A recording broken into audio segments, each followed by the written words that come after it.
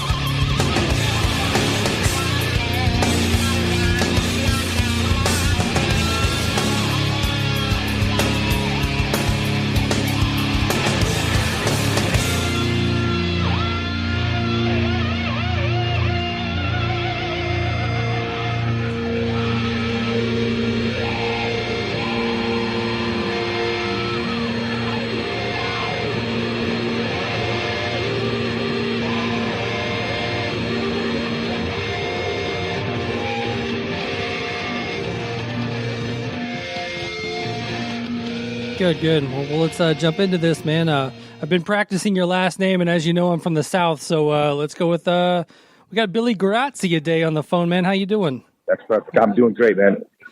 Cool, cool. The new album, Feed the Fire, out now, man. I love it. I'm glad you dig it, dude. I to me, it's everything. And it's when you hit the nail on the head as an artist, and then someone else gets it.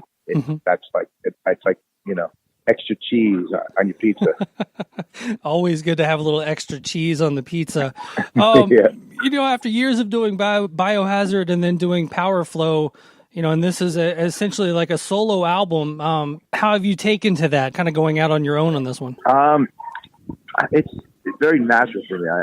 I've always kind of been fan of a band in a lot of ways of like, the whole being equal to the sum of the parts. But I also, I kind of think that it's always been like a solo record for me. I write my own music. I bring it into the band that I'm with at the time. And then we look at it as a band. With Biohazard, we call it a meat grinder.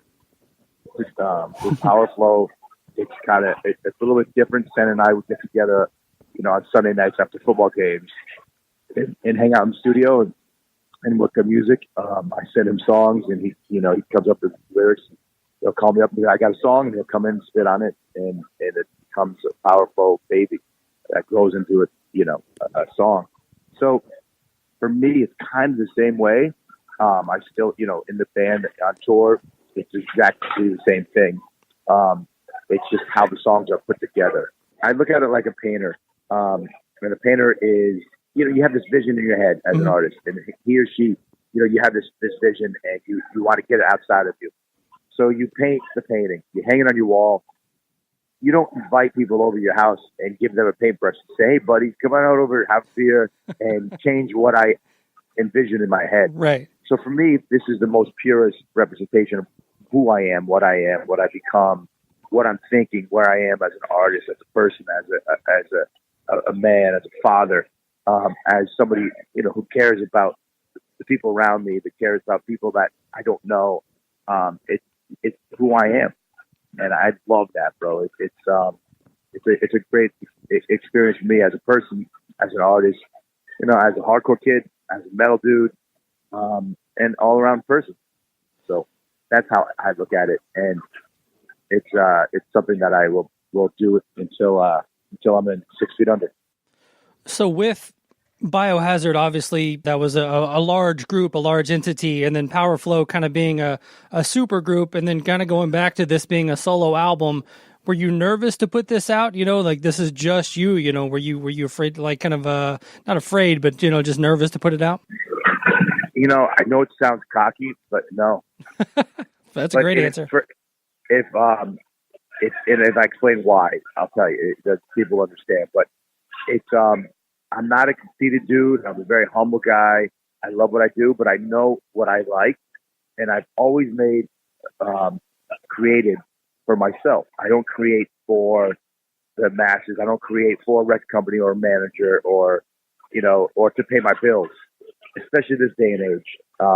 So I just make and express and create out of what is burning inside of me. And for me, I look at it like this, bro. There's three parts to making stuff, creating something. There's always what you want to create. There's what you create, and in the end, there's what you wish you had created. Mm-hmm. And for me, looking back on my whole career, this is the first time that I hit all three nails right on the head. And so there's no regrets, no apologies. I love it.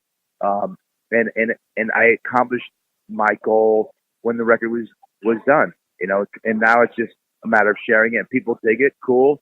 And if they don't, I still love it. So I've kind of always been like that, but as solo artist now, it's weird saying solo artist, dude. I really, because there's four of us.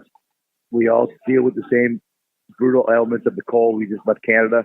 We got stuck at the border. They searched every crevice and hole and pocket, we had.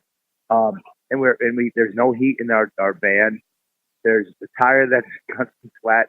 There's no reverse, but we all do it because we love what we do. And people always say, "What's it like it must be hard going from a tour bus to a van. No, it's not hard because I like what I do. And I spent so many years in a van with Biohazard that when I got in a tour bus, I looked at it as it was a blessing, but it was an earned blessing. And it was cool, but I didn't take it for granted. So for me, it's a band. You know, we all struggle, and you know, some of us are sick, some of us are not sick, and then you trade the virus around. So it's exactly the same thing. It's just a matter of how it started.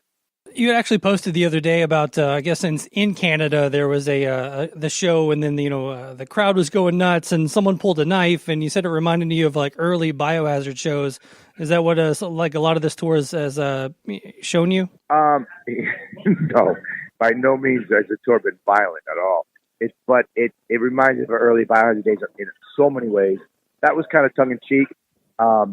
Maybe I should have ended it. It would have been more funny if I would have said, and that was just the first 3 songs. Right. But it was great in Montreal, and it was rare because we played it so many times and never had issues like that. It was a fluke thing. But you didn't go into the details. So what the details were, I said, the first song, a pit broke out, and kids, there was high kicking and picking up change all around. The second song, there was a fight. The third song, somebody pulled a knife, and that's when I said, wow, it's like the early Biohazard days. But the reality is, when we started with Biohazard, nobody knew who we were. There was there wasn't even MySpace, but there was no internet, and it was all just word of mouth. So there's a lot of cross arms and a lot of people going, who the fuck is Biohazard? There's like 2 guys with short hair and 2 guys with long hair. They kind of sound metal. They kind of sound hardcore. They kind of rap a little bit.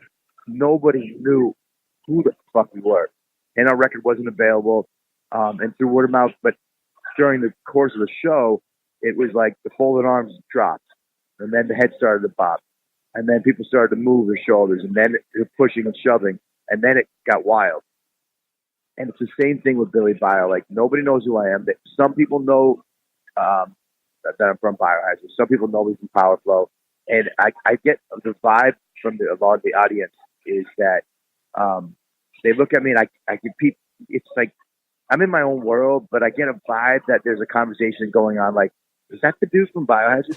It kind of looks like him. But the guy from Biohazard is a lot older. This guy doesn't look. I haven't aged that much, so that's a blessing in my favor, especially for a new band. But the energy is a little bit even more wild than Biohazard. Like, the guys I have playing with me are awesome. They love doing what we do, and it's a good time. And to me, I let go of a lot of shit I carried around with me. So I enjoy being on stage. I love it, and it's contagious, and the audience picks up on that vibe, and people leave having a good time. And that's in life. That's all you can hope for. So let's talk a little bit about Feed the Fire. And the one thing that obviously comes across is it's a very politically charged album. Is that a sign of the times? When they always say, like, when a president like Trump is in office, that's when the punk rock world goes crazy. And there's been a few albums. The latest Unearth album is very political, and there's like a band like War on Women. They've always been very political. And then this comes out. Is this kind of like a microcosm of like what's going on with the political world? Well, I love to break this to make a comment about War on Women. I love Unearth guys are good friends. The new Stick It All record is great too. So check that out. Nice. But I think that aggressive underground subculture music, whether it's hardcore or metal or whatever subgenre you want to call, it's always going to be a place. I think it thrives during times of turmoil. But for me, as I can't speak on behalf of other bands. Mm-hmm. I don't plan my stuff. I just write, and what comes out of me is a reflection of my world, and what I see. These days, you can't help but be bombarded by media, good and bad, and mostly bad. But I'm a big PMA guy. I wouldn't say that the record is a politically charged. I think it's socially conscious, and I just speak about what I want to speak about. And I relate it to things on a personal level. I don't come out and bash a political party or bash people for believing in certain political parties. And I think that's what that's for me. It's a big problem. I think that I'm a vegetarian and I eat healthy. I don't drink. I don't smoke anymore. I don't do any drugs anymore, or anything. But I clean myself up and my act up because I chose to, and I wanted to, and I had to. But that's not a world where I want to live, where everybody thinks the same way and lives the same way and eats the same way as I do. It'd be a boring fucking place. So I love what our country is founded on, and I think that people get too caught up in the differences rather than similarities. And the differences are, people kind of like, oh, you voted for this person, you voted for that person. Sorry, I'm in the interview. Sorry, dude. We have like a little bit out. You're good. So we're trying to eat, load equipment, sound check, and talk to everybody who should get the priority over the aforementioned three. But anyways, so to me, that's what the record is, and that's what I kind of try to convey a little bit how the world has affected me and how I think it affects people. And how I think that the division is too much for me. I did want to speak on one topic you have on here, and the one thing that jumped out at me so much when I listened to this album is the song Generation Z. And you speak of the youth of today, and you talk about how they're kicking ass and stuff. And that's the one thing, like, you're one of the few people I've heard that actually are speaking positively of the youth of today, because, you hear so much like, the butt of the joke are the millennials and they're lazy and they want everything for free and stuff. But then, your song Generation Z, you're talking about, how they're kicking ass and stuff like that. So, I mean, like, what are you seeing that maybe like not a lot of people are seeing? Well, I do get that question comes up a lot, and people of our generation do diss the younger kids.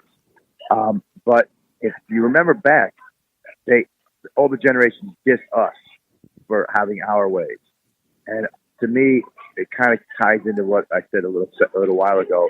But what I like, and I've always been about, is the people standing up for what they don't think is right. Just because you don't agree with what they're standing up for doesn't mean that they're not powerful and exercising their right to stand up. And that's what the song's about. I love that. I love it. I thought, I wasn't around the 60s, but I love that, the generation from the 60s did that, in the 70s. Mm-hmm. And then there wasn't so much in the 80s because everybody was doing coke, I think. But there was a lot of turmoil and a lot of things, especially with racism and crossing boundaries of music. And when Biohazard was coming up, that we stood up for. But I think I like that the younger generation, if they're not happy with the status quo, they stand up and they set it on fire. And you have to have that. The minute you have a majority of sheep that were easily led, then you're on a slippery slope. So, yes, I don't think everyone should get a medal. I think that it's a competitive world. There's a lot of things that I, as a person, differ in some of the ways that I see that are being portrayed as like this should be the new way. But it's the fire and the passion that I will always support. Absolutely, well said. I will ask you a couple more questions, and I'll let you get back to load in and eating and all that stuff. I'm here for you as long as you want to talk, bro. I got tons to talk about. I did kind of want to go back in time a little bit because the Judgment Night soundtrack has kind of popped up again, with all these retrospects and things like that, and obviously your collaboration with Onyx, not only Judgment Night but also the metal Bionics Slam. What do you remember about working with Onyx? Yeah, dude, we still talk about doing stuff, and I wanted to do something with Sticky with Power Flow, and that might happen in the future. But they that whole friendship began when they reached out to me and they asked me to do a remix of a song called Slam. Mm-hmm. So it's a crazy whole story of there's a lot of crazy stories involved in that whole situation at that time. But I did the remix, and of course it sounded like Biohazard. I used a drum beat by Danny, and it was my riffs and my music. So when they put their vocals over, I just basically erased all their music and just did put Biohazard style over it. Slam! Make noise, you boys! Slam! Let the boys be boys! Slam! Make noise, you boys! Slam! Let the boys be boys! Slam! Make noise, you boys! Well, it's another one in the gutter one. Gotta run in them. Troublesome. As you double down, I come to beat them, defeat them, and mistreat them. So what if that I'm cheating? Now everybody wanna sound grimy. I'ma show you how. Come on, hold it together now. Yeah, oh yeah. That's how we gotta be. So stop trying to be loud as me, 'cause you can do that. Think about it, playing rush roulette with it automatic. I bet my ass against the line and laugh when it's first online. Step in a rep and a run, like a weapon is wild. These are the brothers on bikers. Toughen up a trembling, like a chameleon. But by tonight, oh my God, I'm so high. Cause they say around me, say I look like a gremlin. But what does it take to make a kid, make a million children? Slam! Slam! Let the boys be boys! Slam! Make noise, you boys! Slam! Let the boys be boys! Slam! Make noise, you boys! I'm the little nasty goody smasher, never slow gas. Through that friendship, we did a video for it and got along with them well. And then somebody asked about the soundtrack, and we already were friends. We already worked together, so it seemed like a shoo-in for us. And I remember it was great because we got a chance to work with Jam Master Jay, which is Run DMC fame, a great producer, and he's since passed, rest in peace. But and Steve Etz, which he was from DC Boys. We recorded some of the songs in Black Sabbath studio in Birmingham, England, which was awesome. And we were on tour. We had to finish it, and while we were there, we had a lockout. It was like 2 a.m. We weren't done with the song yet, and we got a phone call from some of Tony Iommi's people and said, Tony needs the studio back tomorrow, so you got to finish up. And we were like, oh, fuck. So we had to rush through the song and finish our ideas, and it came out great, and all was good. Yeah, and speaking of Black Sabbath and Tony Iommi, obviously your cover of After Forever is probably one of my favorite covers, too. Thank you, man. That's awesome. I'm actually going to add that into the set.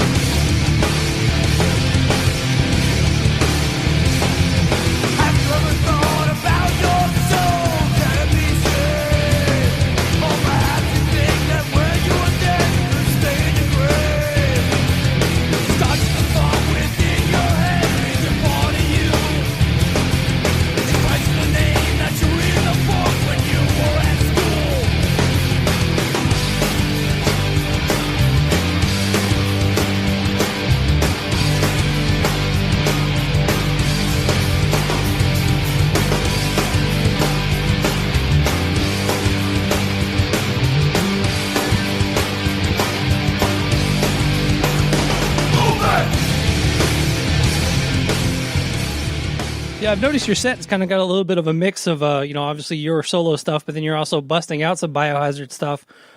Is that due to not having a ton of material with the solo stuff, or is that just because you're proud of those songs and still want to celebrate that catalog?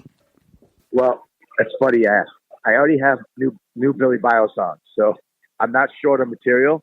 But the thing with what I love about the new record, Feed the Fire, is it's kind of like a very fast fight.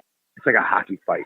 It's full of energy. It's exciting. You're edge of your seat, and it's over, and then you can go get popcorn and see another fight. Because each song is like they're barrages of energy and emotions and ideas and songs and lyrics and melodies. and with, grooves and dance parts and progressive parts. It transcends really well live. So you listen to the record, and when you feel like, skanking around your living room, it does the same thing to you live. So even though the audience doesn't know the music as well as and I spent like a month on tour with Life of Agony in Europe, and it was like the record only came out last week. So people had no idea about the music. They didn't know what I was going to say, but I was going to be like a country act or a bumble rapper. So after 2 or 3 songs, I stop and say, yo, thank you for coming. I know you don't have any idea who I am. Maybe you might have heard of Biohazard, and then I go into a Biohazard song, and then it loosens up the ice. And then when I start playing the new stuff, then it's a hit. People are moving, they're having a good time. So I do mix Biohazard. I love Biohazard. I will never ignore my past. I embrace it with a warm heart. And this is, an extension of what I've done with a giant foot and leap into the modern age. I think you're being a little modest on the impact of Biohazard. I think that there were so many genres that you guys touched that helped create not only the hardcore and the crossover. And I don't know your stance on your place in nu metal, but I mean, you guys kind of ushered in so many things, and you made so many styles accessible to metal kids kind of got into rap and vice versa and stuff like that. So I think that, the Biohazard has a huge place in music, I think. Well, thank you, dude. That's weird. I'm not a cocky, loud, obnoxious rocker. I don't talk about, I was raised well. I got my feet on the ground. I know who I am. I treat the garbage man and the waiter same way that I would expect to be treated, and I'm blessed that I'm at a place where there is a waiter, so that's how it is. I'm not, I think anybody who sits there and talks about how great they are is an asshole. Right. That's what I'm here for. I get to tell you how great you are. I'd rather be known for what I've done than known for telling people what I've done, Right. I got so many funny stories to keep you entertained about that, but we'll move on. Well, let's dive into something else that you just posted, and I hate to keep ripping off your Facebook, but you did post on the anniversary of Dimebag's death, about one of the great things about being able to tour with them was going out and singing with them, and getting to actually just be around those guys. What was your time like touring with Pantera? By far, hands down, the best and most fun tours I've ever done in my life. We had a lot. We did a lot of tours. We did 2 U.S. tours, Europe, Japan, Australia. Spent a lot of time with those guys and had a blast. The great memories. Dime and I were pretty close. We used to go to clubs after the show and jam in local bands, gear and everybody was wasted, but it was, dueling guitar leads back and forth. Time always won. And he loved a song we had called Tales from Hard Side, but his favorite was What Makes Us Tick. Yeah. And he would try to sing it. He couldn't sing that high, but he'd always try to hit the note. Come on, Billy, try it. What makes us tick? And he couldn't hit the note, but he'd always get me to do it. They were big into gambling in a fun way. When they would gamble anything, they'd flip a quarter for $500. So, wow. But we taught them how to play a game called CeeLo, which is like a game, a ghetto game for Brooklyn. It's like craps, but it's called CeeLo. Okay. We taught them how to do that, and they loved that. I remember a lot of great times, man. That picture I posted, somebody just sent me that recently because I used to play jam with them every night on stage. And I've never found a decent photograph. And somebody out of the blue just sent me, it was a snap of a video. But there's always so many photographers that I still can't believe. I found one photographer and he had his name all over it. I remember asking him for the photo. I said, "Come on, can I get a photo of just Dime and I just like hanging up my living room?" He said, "Oh, it's available on my site for $75." Like, it's me. it's a picture of me. You're selling it pictures of me anyways. Right. You can't. I'm not gonna. Everybody has the right to work, and that's cool. But that was that picture was real. It was time and I singing probably Walk. Mm-hmm. So it was great. I got actually jammed with Rex not too long ago, and we played Walk also. Awesome. Memorials. Very cool. I don't know if I've talked about it much on the podcast. So, I mean, obviously not that you listen, but I recently got divorced, and so I got a new apartment, and one of my decorations that I threw up on the wall was I actually saw you guys open for Ozzy, Danzig, Sepultura, I guess on the Monteleo tour. And I somehow got a set list from that night, and so that's now on the wall since I have my own man cave apartment. What are your memories of that tour with Ozzy, Danzig, and Sepultura? It was awesome. I remember we did that right after the Pantera tour, and it was like bam, bam, boom. We're on to another tour. Sepultura, we were great friends with too. Danzig, we were big fans of and friends of, and who doesn't like Ozzy? So right. For us, it was an awesome tour. I remember it was the biggest memory from that tour was at the end of the tour, they said to us, the last two shows are going to be something, and I'm speaking from like a tour manager's tone of voice. They're going to be a little bit different. We're going to bring a bunch of other bands on the tour. And we're like, oh, that's cool. It'll be like a festival. No, it's going to be all about Ozzy, and it's going to be, it's developing now, but that's what's going to happen. So nobody knew what was going to happen until we get to the first one was in Arizona, and like Fear Factory joined. I can't remember so many other bands, but what it was the first trials of Ozfest, and it was awesome. The last show in San Bernardino, they filmed, so they made an Ozfest video, and they put a couple of songs on there. It was great, but a friend of ours from Brooklyn moved to LA and got in the porno industry. and it was the last night of the tour, and we had been on tour for like 6 months straight. And he asked us if he could film a porno on our bus. And I was like, what? Porno? And he said, yeah, I just want to use your tour bus. It's about rock stars and groupies. And we're like, listen, don't put anybody, I don't want anything to do with Biohazard in this shit. And you can see where this is going. This led to Evan's career in pornography. But, right. So what happened was Sharon got it. So they did it. We were off the bus already. It's the last day of the tour, so you take your stuff off, and you're making arrangements to leave the tour. And we rocked the show. It was great. But when Sharon heard about it, she was fucking furious, bro. She flipped the fuck out. Partly because one, it was a porno. Right. Two, it was happening, and she heard about it, and nobody asked for permission, and it was her tour. Like, it's her home.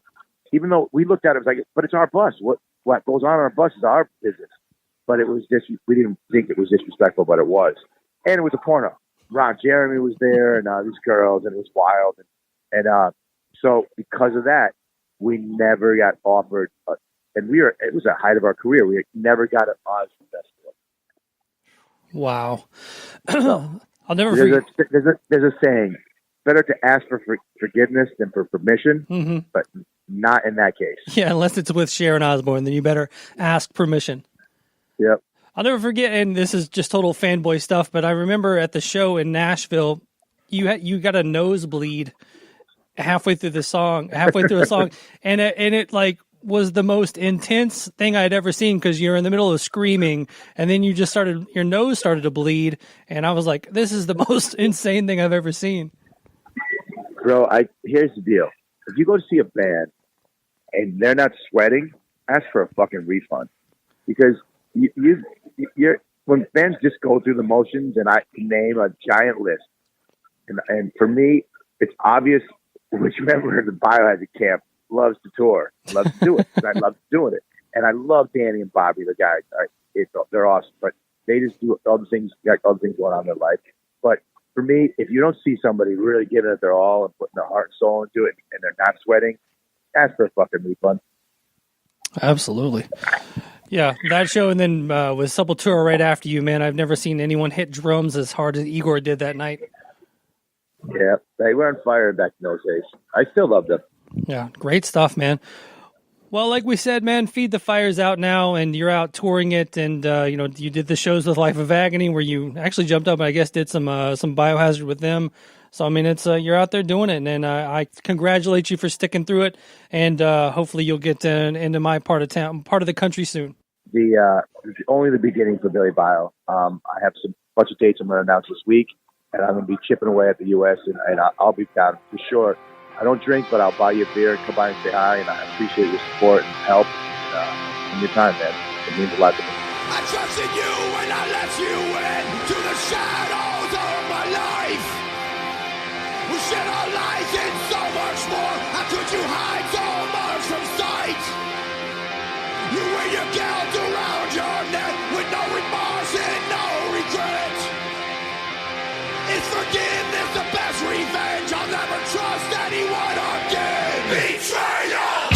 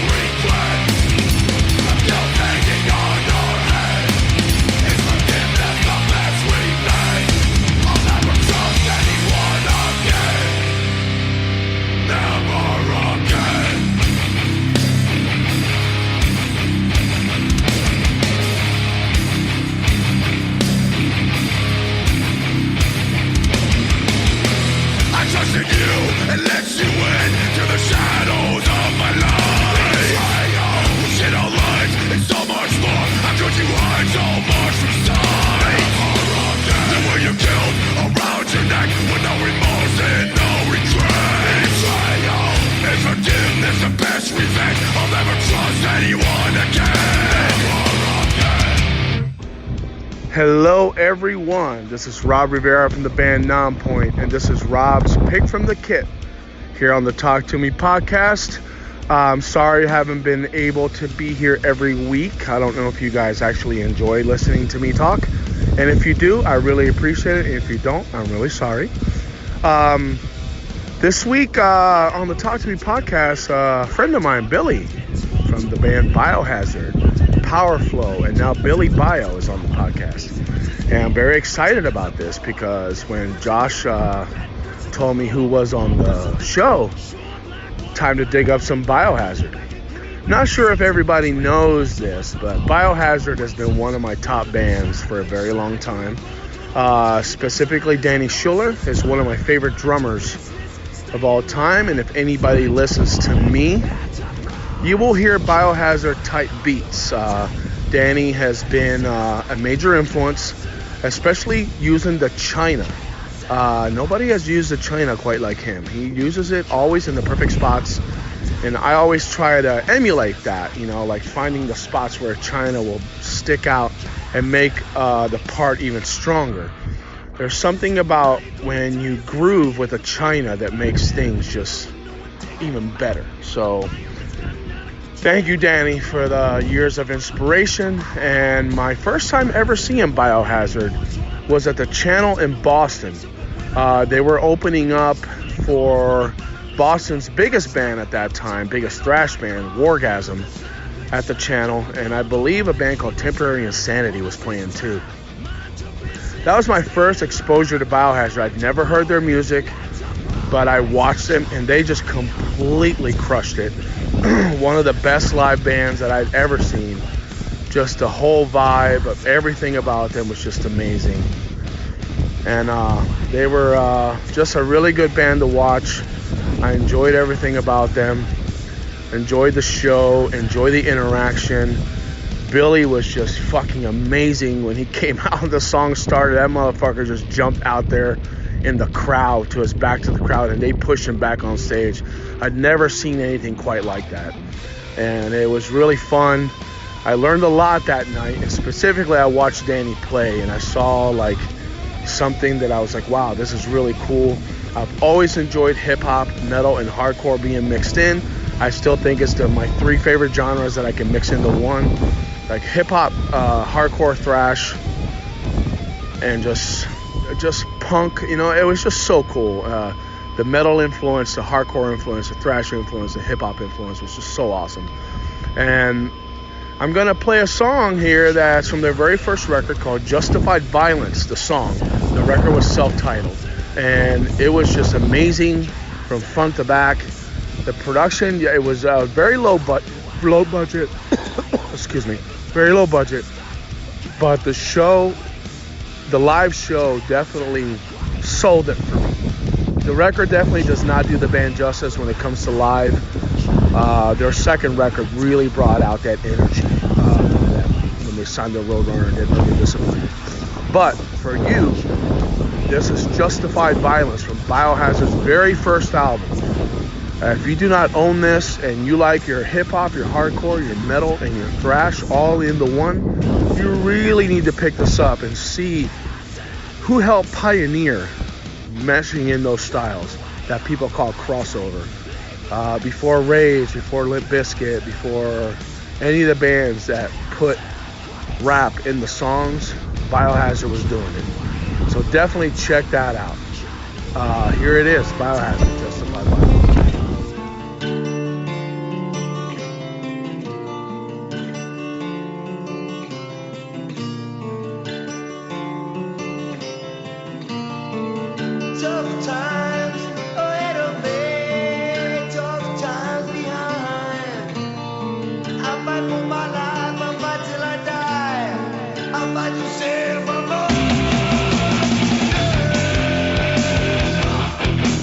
Yeah.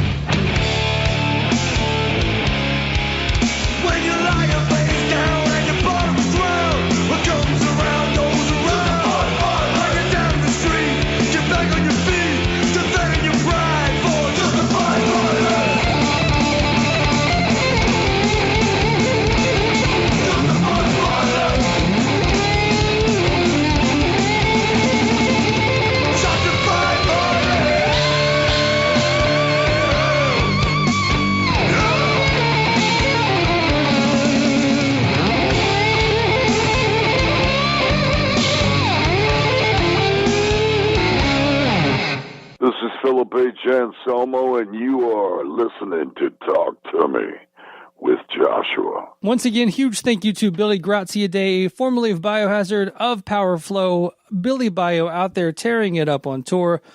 Hopefully you guys check him out if he comes to a town near you. Always cool to have the legends on the podcast, and like we talked about in the episode, I got to see him when I was a very, very young man, opening for Ozzy, Sepultura, Danzig. That's one of my favorite shows of all time, and yes, his nose did just start bleeding all over the place during the show. One of the more intense things I've ever seen on stage. So huge thank you to Billy Graziadei of Biohazard for coming on the podcast. Huge thank you to you guys for subscribing, rating, and reviewing, all that good stuff. If you want to support the podcast monetarily, make sure you are heading over to patreon.com/talktome. If you guys want a Talk to Me t-shirt, make sure you're going to the links in the show notes. Looks like there's actually a bootleg Talk to Me shirt on Amazon right now. It's pretty crazy. I'm gonna have to get that taken off. But yeah, so fuck that guy. And thank you guys for checking out the podcast each and every week. Share with your friends and let me know who you want on upcoming episodes. Hit me up, facebook.com/talktometalk. Twitter is @talktometalk.